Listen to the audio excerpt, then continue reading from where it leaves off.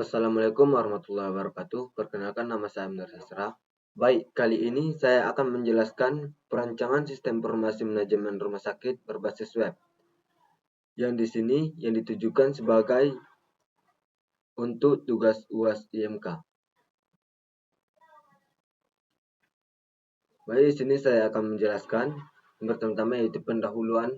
Pendahuluan dari rumah sakit ini adalah satu dari sarana kesehatan tempat menyelenggarakan upaya kesehatan.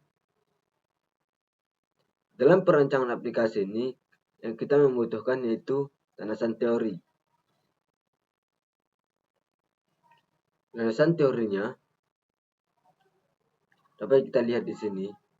Rumah sakit, Surat Keputusan Menteri Kesehatan Republik Indonesia Nomor 28 Menkes SK 5/1990. Rumah sakit ini adalah sarana upaya kesehatan menyelenggarakan kegiatan kesehatan serta dapat dimanfaatkan untuk pendidikan dan penelitian. Dalam rumah sakit ini terbagi beberapa kelas, seperti rumah sakit umum kelas 1, rumah sakit umum kelas B, rumah sakit umum kelas C, dan rumah sakit umum kelas D. B. Sistem informasi manajemen, yaitu bagaimana pelayanan-pelayanan yang terdapat di rumah sakit tersebut, seperti pelayanan utama, front office, pelayanan administrasi, back office, dan C. Waterfall. Waterfall ini dapat kita contohkan seperti berjalannya di communication,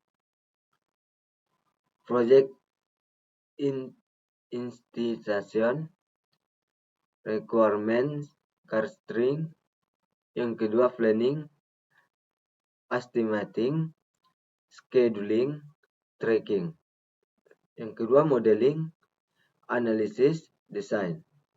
Dilanjutkan ke construction, kode, test, development, delivery, support, feedback, yaitu model proses waterfall.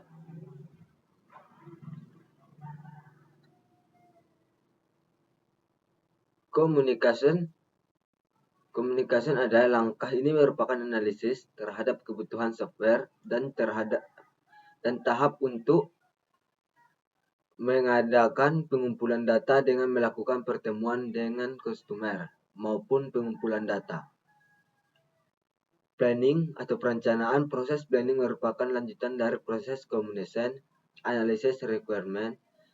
Tahap ini menghasilkan dokumen user requirement atau bisa dikatakan sebagai data yang berhubungan dengan keinginan user dalam pembuatan software. Yang ketiga yaitu modeling atau pemodelan. Proses pemodelan ini akan menerjemahkan syarat kebutuhan ke sebuah perancangan software yang dapat diperkirakan sebelumnya dibuat coding. Proses ini berfokus pada perancangan struktur data, arsitektur software, references interface, dan detail algoritma prosedural. Yang keempat, construction atau konstruksi. Ini merupakan proses membuat kode coding atau pengkodean, merupakan penerjemahan desain dalam pembahasan yang bisa dikenali oleh komputer programmer yang akan menerjemahkan transaksi yang dibuat oleh user. Yang kelima yaitu development atau penyerahan. Tahap ini bisa dikatakan final dalam pembuatan sebuah software atau sistem. Setelah melakukan analisis, desain, pengkodean, maka sistem yang sudah jadi akan digunakan oleh user. Kemudian software yang telah digunakan harus dievaluasi jika ada kekurangan dan dilakukan pemeliharaan secara berkala. Yang ketiga yaitu metode penelitian. Metode penelitian yaitu seperti tadi, dimulai dengan communication,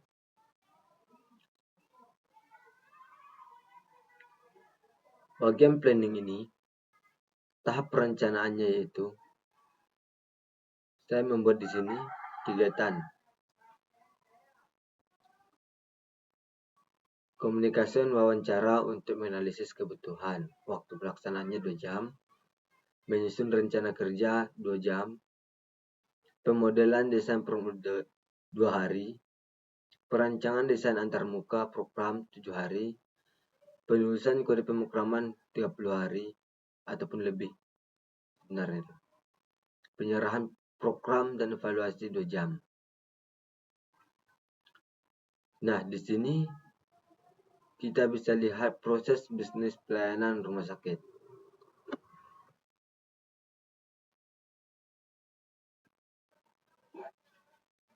Seperti start pasien,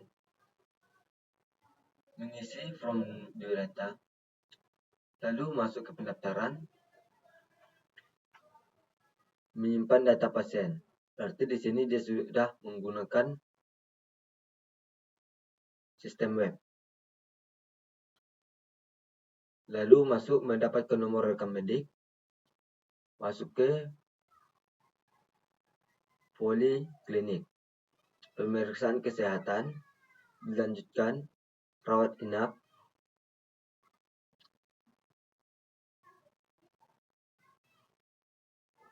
lalu masuk memilih ruang rawat inap,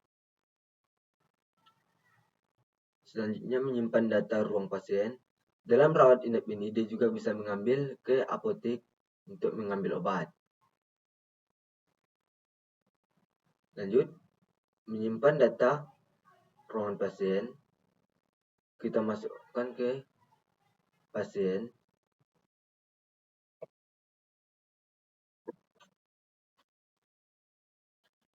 Menjalani perawatan. Setelah menjalani perawatan, dia masuk ke tambah obat.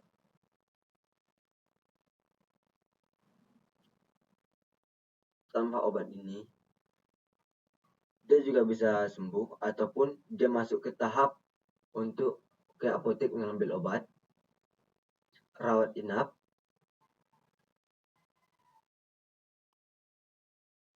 Dalam rawat inap ini, dia juga bisa menjalani perawatan atau masuk ke kasir, membayar seluruh biaya, ataupun sembuh bisa menjalani perawatan. Menyimpan data ruangan pasien ini hanya yang bisa dilakukan staf perawatan inap.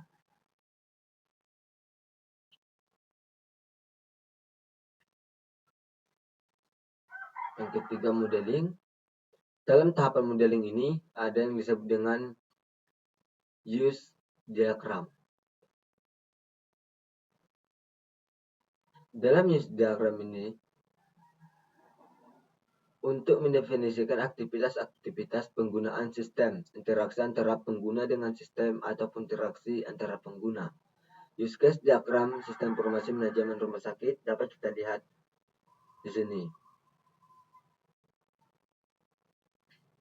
Super admin ialah dia yang bisa memasuki semua yang ada di input user, input pasien, edit pasien, rekap pasien, dia semua bisa memasuki ini semua. Namun admin pendaftaran hanya bisa masuk di login, input pasien, edit pasien, rekap pasien, lihat data pasien. Admin poli sebaiknya segitu juga, login, lihat data pasien, lihat rekam medik, input catatan medik, input biaya poli, rekam pasien poli. Admin rawat inap ini hanya bisa mengakses seperti login, daftar rawat inap, input ruang inap, lihat daftar ruangan, input catatan rawat inap, input tanggal keluar, input biaya rawat inap, sama rekam rawat inap. Kepala rumah sakit. Nah, di kepala rumah sakit ini agak berbeda sedikit, itu seperti login. Dia bisa memasuki ke bagian rekap pasien poli, rekap rawat inap, rekap penjualan obat, rekap pembelian obat, rekap seluruh pembayaran. Karena di kepala rumah sakit ini ialah dia disebut sebagai owner. Selanjutnya itu admin apotek, login, lihat daftar obat, input obat, tambah stok obat, rekap penjualan obat, rekap pembelian obat.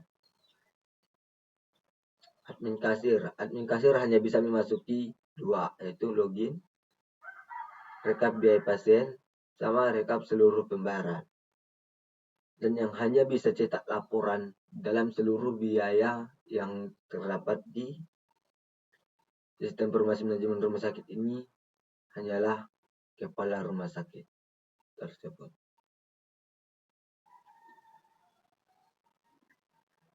Kita lanjut activity diagram, yaitu untuk mendefinisikan aktivitas-aktivitas berurutan yang akan dilakukan pada saat menggunakan sistem informasi manajemen rumah sakit. Nanti kita bisa lihat di gambar nomor 4, relation diagram, perancangan database sistem informasi manajemen rumah sakit berbasis web penulisan menggunakan relasional diagram dalam menentukan relasi antara tabel dan database yang akan dibuat. Nah, di sini activity diagram. Gambar activity diagram itu seperti super admin, pendaftaran, poliklinik, rawat inap, apotek, kasir. Yaitu di super admin ini login, input di sistem, dalam pendaftaran login, input pasien, poliklinik login, input biaya poli, input catatan medis, rawat inap. Jika dia masuk, dia akan memasukkan ya. Jika tidak, dia memasukkan tidak. Lalu masuk ke rawat inap, login, pilih ruangan. Selanjutnya bagian apotek login, input obat, rawat inap, masuk atau tidak, masuk tambah obat. Nah, di sini dia bisa kembali ke rawat inap seperti input biaya, input tanggal keluar. Ataupun di sini di bagian apotek ini dia bisa langsung ke kasir, login, rekap biaya, input pembayaran. Dan selanjutnya construction. Semua analisis kebutuhan sistem yang telah dirancang dalam bentuk model diagram diterjemahkan ke dalam bahasa pemrograman komputer atau coding. Yaitu seperti relation diagram, ERD-nya.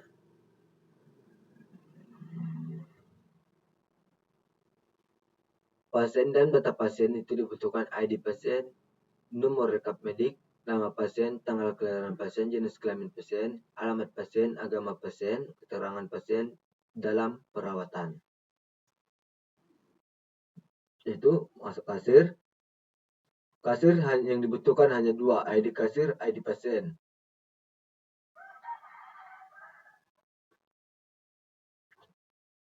Obat keluar yang dibutuhkan seperti ID obat keluar, ID obat, ID pasien, tanggal obat keluar, harga obat keluar, tanggal pembayaran obat.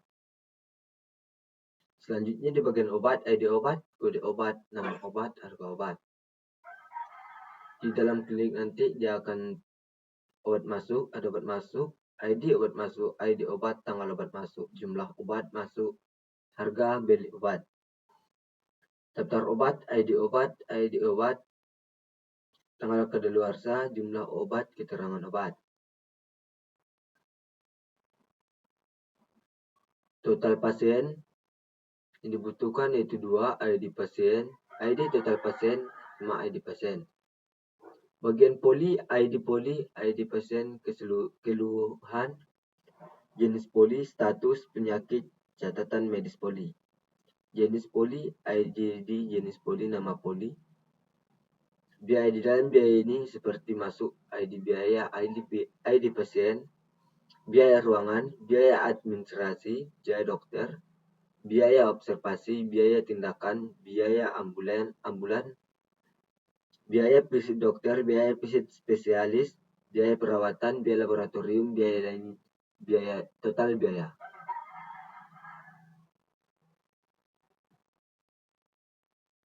Selanjutnya itu rawat inap. Di dalam rawat inap ini terdapat isinya ID rawat inap, ID pasien, tanggal masuk, tanggal keluar, ID nomor ruangan, catatan medis rawat inap. Nomor ruangan, ID nomor ruangan, ID ruangan, nomor ruangan, status ruangan. ID ruangan, jenis ruangan, harga ruangan. User group seperti ID user group. User ID user, username, password, FL. Nah, kita lanjut ke bagian hasilnya. Seperti ini halaman login. Tampilan halaman admin pendaftaran yaitu seperti ini.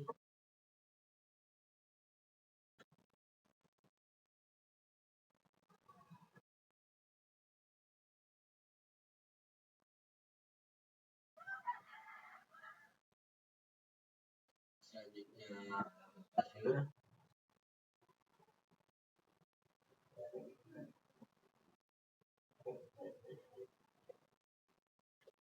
Tampilan halaman admin poli seperti ini. Daftar pasien, jenis poli, input poli. Nah, selanjutnya tampilan halaman admin rawat inap.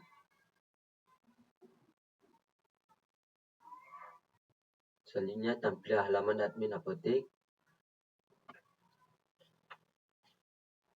yang di dalamnya itu terdapat daftar obat, input obat baru, tambah stok, input obat pasien, rekap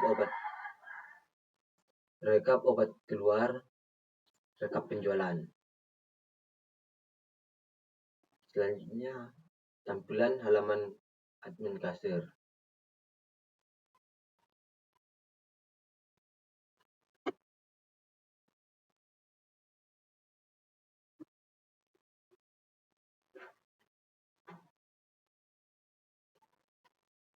Nah, demikianlah